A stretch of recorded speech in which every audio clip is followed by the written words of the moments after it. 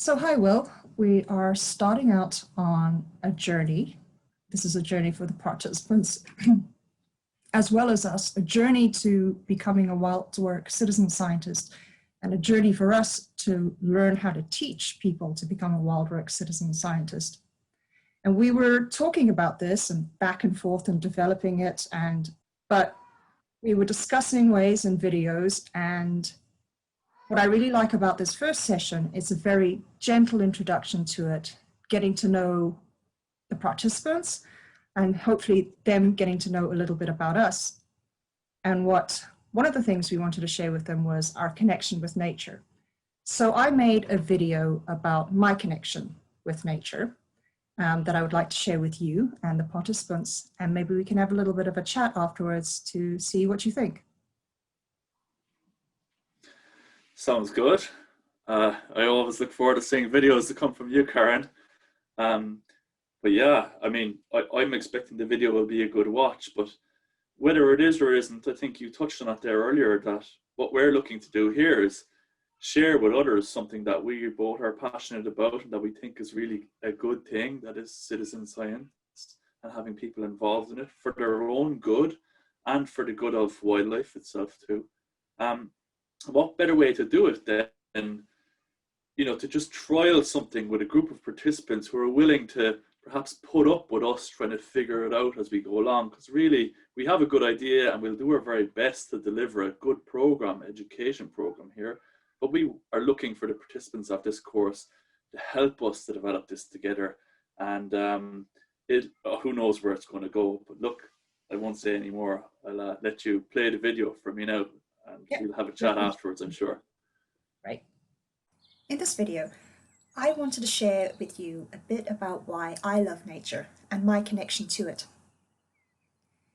It is the middle of winter, and the days can be a bit dark and grey, so I thought I would share some footage I took during the summer to brighten things up. Scientists are finding out more and more how important nature is for our mental health and well-being. Just being in nature makes us feel good.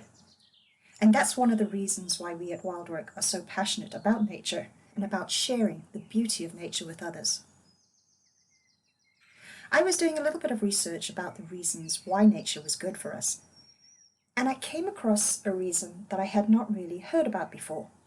That is, nature is one of the main places where we experience awe and wonder, that feeling of wow, that makes us think about our place in the world and puts things into perspective.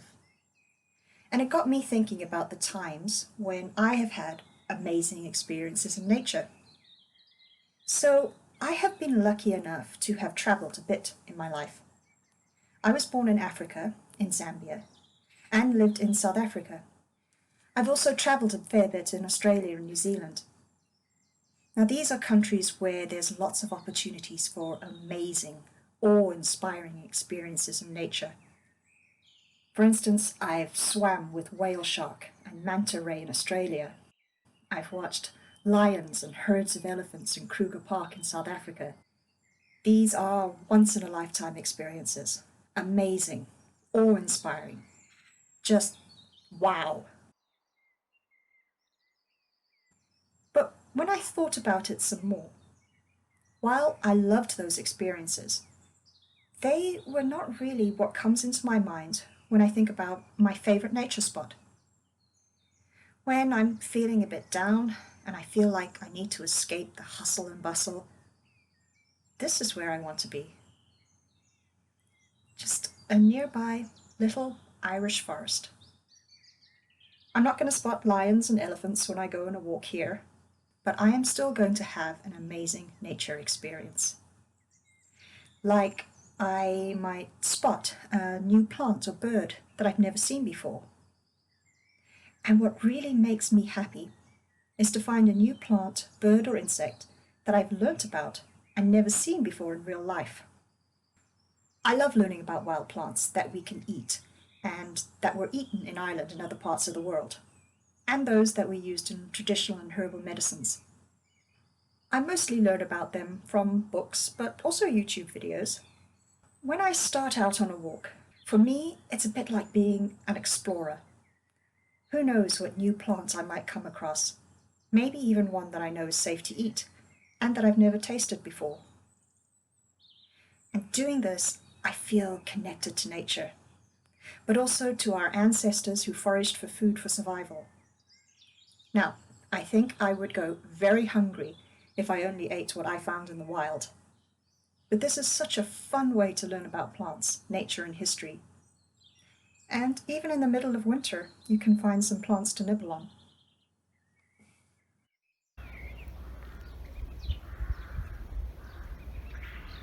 It's a really frosty day today. Not the kind of day you would normally go out foraging, but I think I can still find something. So even in the depths of winter, there's still plenty of green stuff, and I think I've spotted something that I can have a nibble on. This is bittercress. You find it growing all year round. It is a member of the cabbage family, so it does kind of have a cabbagey taste, but I'm actually one of those people who really likes broccoli and Brussels sprouts. So let me have a little taste. It's quite frozen, but anyway.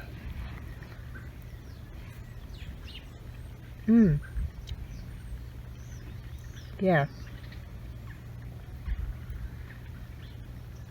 Really nice, quite strong flavour. Not very bitter, but yeah, very much sort of like Brussels sprouts. Love it. A walk with me will always be a slow one, because I'm always on the lookout for a new plant to identify, and perhaps nibble on. In this video, I've been showing you footage of my garden. When I think about being in nature, I do think about forests and beaches, but actually the garden is a really important place for me to connect with nature. I try to garden in a way that is good for wildlife, so it's always exciting when wildlife visits. I have a bird feeder close to my kitchen window, and once I've given the birds their breakfast, I can sit and watch them while having mine. From my chair in the cozy kitchen, I can see up to 15 different species of birds. Watching them, I've learnt how to identify different species and their names, a little bit about their behaviours and what kind of food they like. And I get to know some of the individual birds and their personalities. There are the bullies who chase away the others, and the sneaky ones who get the best tidbits. There's always one or two that are braver and bolder, and they become quite tame. For the past 2 or 3 years, I've been making friends with a female blackbird.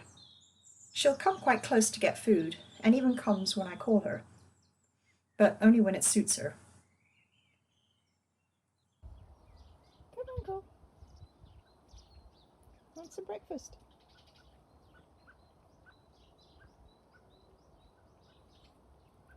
Hello. Good morning.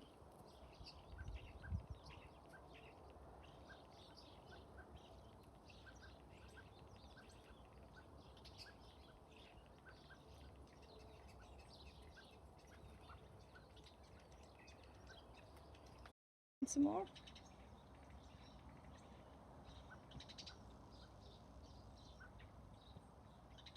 Want some more?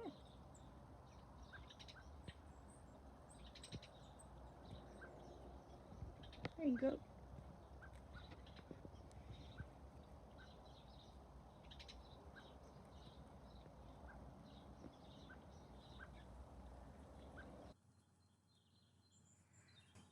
I also love to watch insects like bumblebees and hoverflies in the spring and summer. It's like having my own private nature documentary playing out just for me. See, you don't need to go on safari in Africa to be surrounded by fascinating wildlife. Just watching the insects or birds makes me feel happy. I feel more relaxed, less stressed, just sitting by a flower and watching a bee collect nectar and pollen. But what makes it extra special for me is to learn something about that bee. What species is it? What kind of nest does it build and where?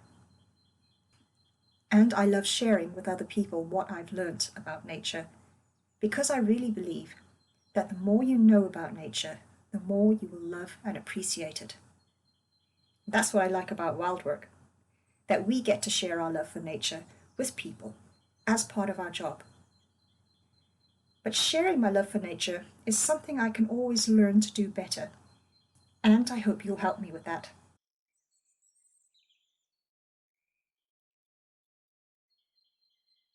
That's a little bit about me and my relationship with nature.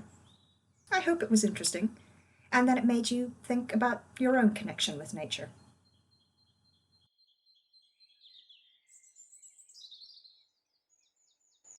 Okay, Will, that was my video, a video about me and my connection to nature to kick off this course about becoming a Wildwork citizen scientist. So I would love to know what you thought about it, and we can discuss some of the ideas in it. I loved it, Karen. The places that you took me in watching that, going to Africa and under the sea, prides of lions, but then bringing it all back to Ireland, the place that we all love so much. And I just love how you, in this video, you touched on how it isn't about big adventure or small adventure or anything. It's just about getting out in nature. And it's a lovely way to go on a little adventure is to do that through plants. You had touched on plants, but you also put in other insects, other live insects and birds. I really enjoy that. I think I got a sense of you as a person, which is very nice to get when you watch a video, but I certainly got a sense of what's around you. In Cork, like the local woods or wherever else, but the way you brought back into your home. And it's certainly true that we often think, I think anyway, that people think that we have to go somewhere to experience nature. We have to get in the car and go on a journey somewhere. I don't think that's the case. You could just wake up in the morning, and if you're listening, you'll hear the birds outside the window. And the video touched on that in a really nice way. But you use this phrase, awe-inspiring experiences, at the start. And I guess, again, that might make one think something has to be big and grand and amazing and spectacular to be awe-inspiring. But on finishing watching that video, I don't think that's the case. I'm glad you picked up on the awe-inspiring, because that was, as I mentioned in the video, something I only recently learned. I was watching a TED Talk video on connection with nature, and it was a pediatrician, a children's doctor.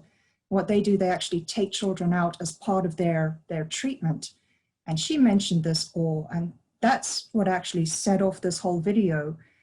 And I was thinking, yeah, I can tell people about all my experiences in Africa. And I was like, okay, they are awe-inspiring, but do you know what? I'd love to just take people on a walk with me on my local forest. That is pretty awesome for me.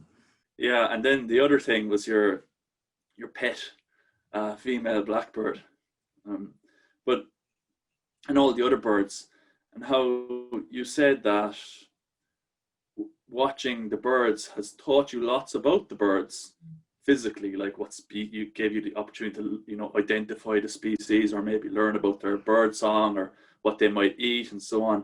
It was more how you brought in about their personalities, so it's like there's a relationship that you're having with these species that you're learning about, and that was really lovely. Like, and I think that's something that's happened for me loads of times, that you're out there and there may not be any other people around, but you have these moments with the species that are around you. For some people that could be with plants, or it could be with a particular type of animal or whatever else, and we can have some amazing times like that, and it can be quite a deep type of experience. And geez, I even remember one that I had over Christmas there, where I was swimming somewhere and a seal came along and it kind of popped up, and it was dark and cold, and it was a sort of experience that I was like, I know you're friendly, and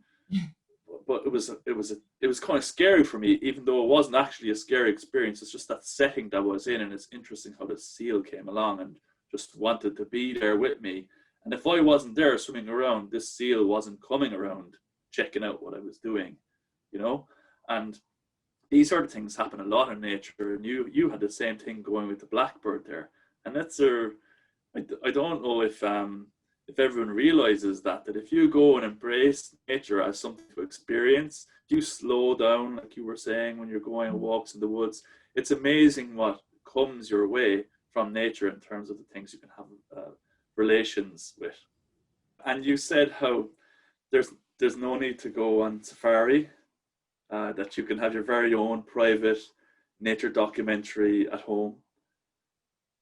And that's really cool. But I mean, to bring it back to going on safari and the citizen science concept that we have in mind for this training program, I thought it was quite interesting that you brought up about lions and Africa in general, because some months ago I saw a documentary on Disney Plus.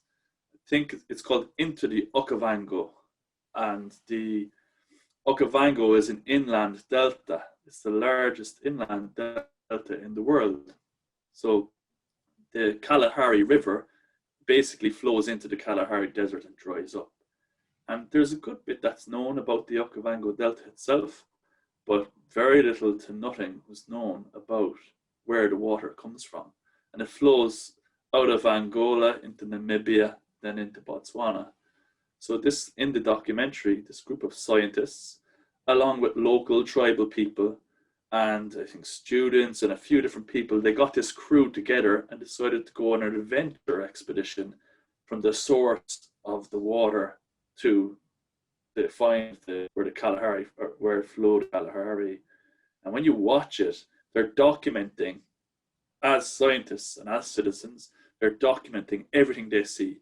A real simple methodology that they're using. It's literally everything they see, they just document it down. But you can really see that as they go along this journey, that there's something happening for all of them personally. You can see that they are developing, and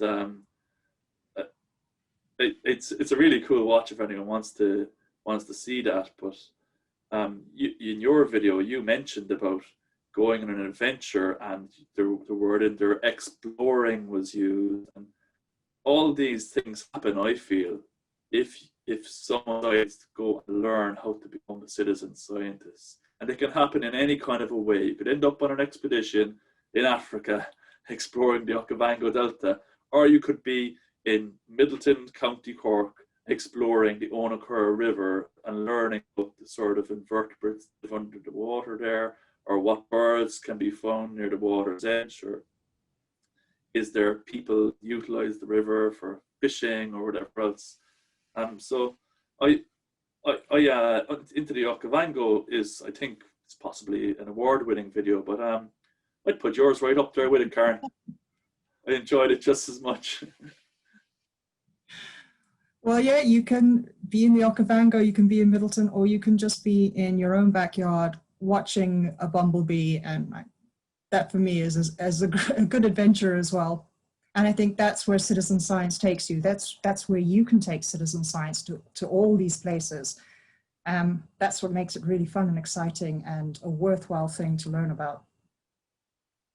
Okay. So after this now, I guess you've put me on the spot. I'll have to try and go and make a video and piece it together, bring in my personal experience perhaps into this. And what we might do then maybe is we might look for some of the participants of the course to give a little bit of feedback on mine, like I just did on your video. That would be lovely, I'm sure. But look, finally, Karen, just to finish it, well done on putting together a really good video. There is probably plenty of ways we could make the video better, perhaps, but maybe the participants of the course will let us know that. I don't have any suggestions to improve it, though. I loved it. So thanks for putting that together. Well done. Thank you, Will, and I'm looking forward to watching yours.